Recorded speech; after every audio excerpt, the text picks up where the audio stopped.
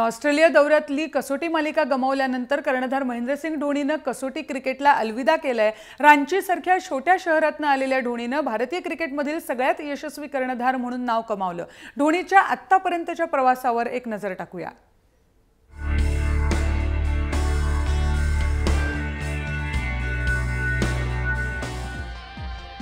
तब्बल 28 वर्षांनंतर भारताला पुन्हा विश्वचषक जिंकून देणारा कर्णधार म्हणजे महेंद्रसिंग धोनी। एकदिवसीय क्रिकेटसह T20 मध्ये भारताला विश्वचषक स्पर्धा जिंकून देत धोनीनं देशाला अव्वल स्थानी नेऊन ठेवलं।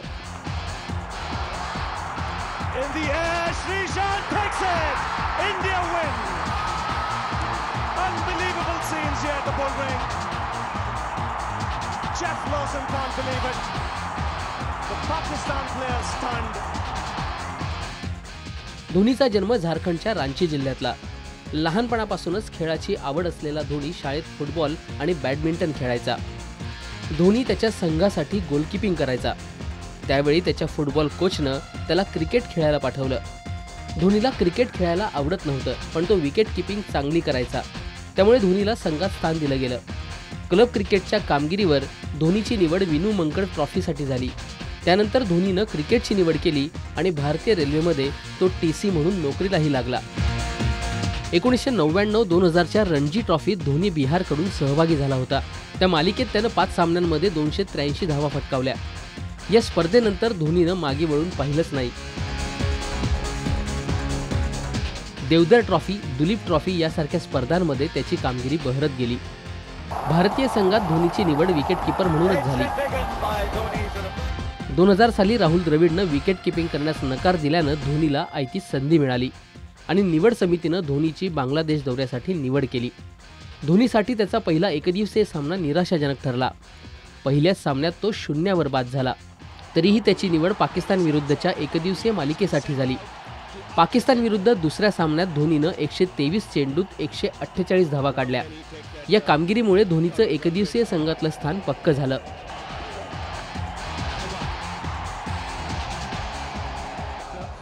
कसोटी क्रिकेटमध्ये दिनेश कार्तिक भारतातर्फे विकेट कीपिंग करायचा। आता कसोटीमध्येही विकेट कीपिंगची जबाबदारी धोनीकडे आली। त्यानंतर श्रीलंकेविरुद्धच्या कसोटी मालिकेसाठी त्याची 2005 मध्ये निवड झाली। पहिल्या सामन्यात धोनीनं फक्त 33 धावा केल्या। पुढच्या पाकिस्तान विरुद्ध कसोटी मालिकेत धोनीनं त्याचं पहिलं शतक केलं। त्यानंतर धोनीनं कामगिरीत सातत्य राखलं। भारतीय संघाला धोनीनं अनेक सामन्यात विजय मिळवून दिलाय। 2012 मध्ये ऑस्ट्रेलिया विरुद्ध धोनीनं 224 धावांची तडाखेबंद खेळी केली। कसोटी सामन्यात धोनीच्या या सर्वाधिक धावा होत्या। 2007 ला धोनी T20 साठी टीम इंडियाचा कर्णधार झाला।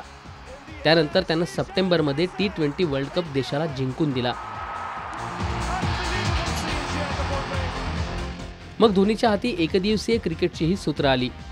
त्याच्या नेतृत्वाखाली भारत एकदिवसीय रँकिंगमध्ये अव्वल स्थानी पोहोचला। 2007च्या वर्ल्ड कपमुळे निराश असलेल्या भारतीय संघाला धोनीनं 2011चं चॅम्पियन बनवलं।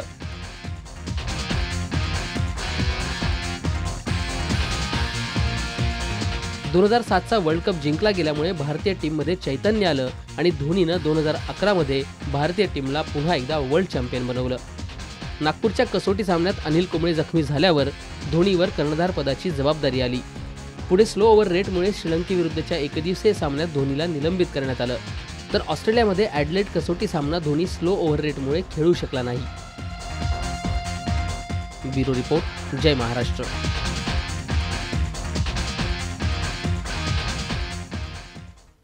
आणि धोनीच्या जागी आता विराट कोहली संघाचा नवीन कर्णधार ठरलाय। मात्र आता विराट कोहली समोर महत्त्वाची आव्हानं असणार आहेत। धोनीनं भारतीय संघाकडून जी कामगिरी करून घेतली आहे तशीच कामगिरी आता विराटला करावी लागणार आहे।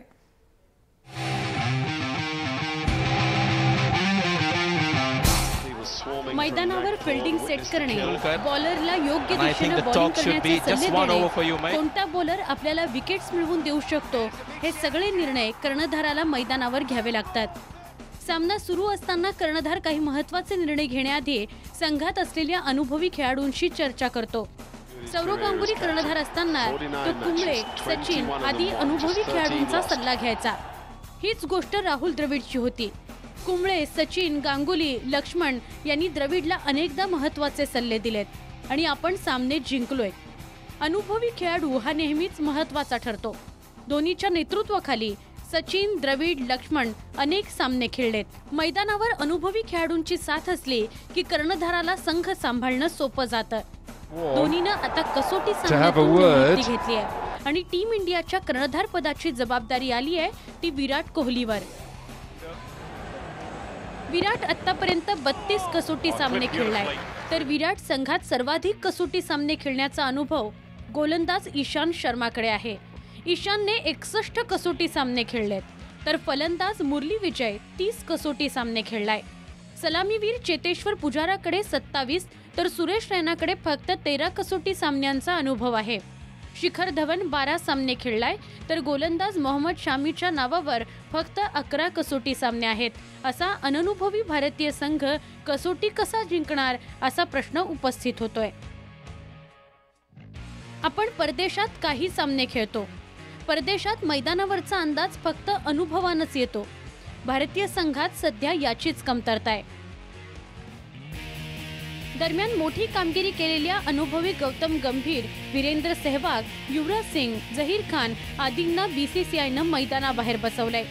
त्यांना टीममध्ये बोलावल्यास त्यांच्या अनुभवाचा कर्णधार विराटला नक्कीच फायदा होईल. युवा क्रिकेटपटूनही विराटला सामने जिंकून देणं कदाचित कठीण जाऊ शकतं. त्यामध्ये काही ठोस निर्णय विराटला स्वतः घ्यावे लागणार आहेत. मग ते योग्य की अयोग्य हे काळच ठरवेल. मैदानावर जेव्हा खेळाडूंमध्ये वाद होतात त्यावेळी वरिष्ठ खेळाडू ते वाद सोडवतात. त्यावेळी वरिष्ठ खेळाडूंचा आदर्श युवांसमोर असतो. मात्र आता विराटला अशा घटनाही त्याच्या पद्धतीनंच हाताळाव्या लागतील. कर्णधार विराट समोर ही सगळी आव्हानं असणार आहेत. प्रशिक्षक फ्लेचर आणि रवी शास्त्री यांची साथ असली तरी मैदानावर विराट नक्कीच एकटा पडणार.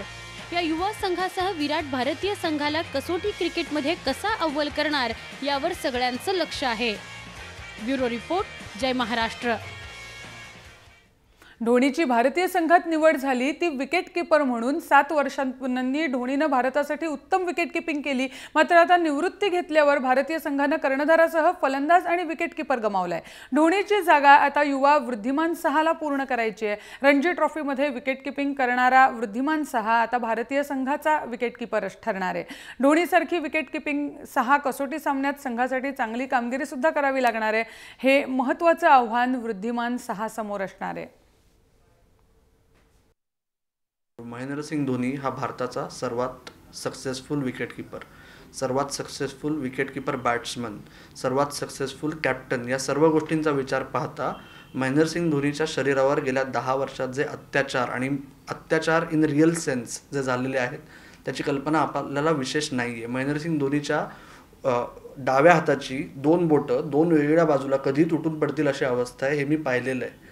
महेंद्रसिंग धोनीची बॅक इंजुरी जी आहे, विकेट किपिंग करताना आपल्याला सगळ्यांना माहिती आहे, दिवसातनं 540 बॉल टेस्ट मॅचेसमध्ये विकेट किपिंग करताना खाली वाकायचं आणि वर उभं राहायचं. याच्यामुळे त्याच्या पाठीची दुखापत अत्यंत वाढत चाललेली आहे आणि ज्याचा इफेक्टिव्हली त्याला त्याच्या बॅटिंगला पण त्रास व्हायला लागलेला आहे. या सर्व गोष्टींचा विचार करून त्याने टेस्ट मॅचेसमध्ये थांबायचं ठरवलं.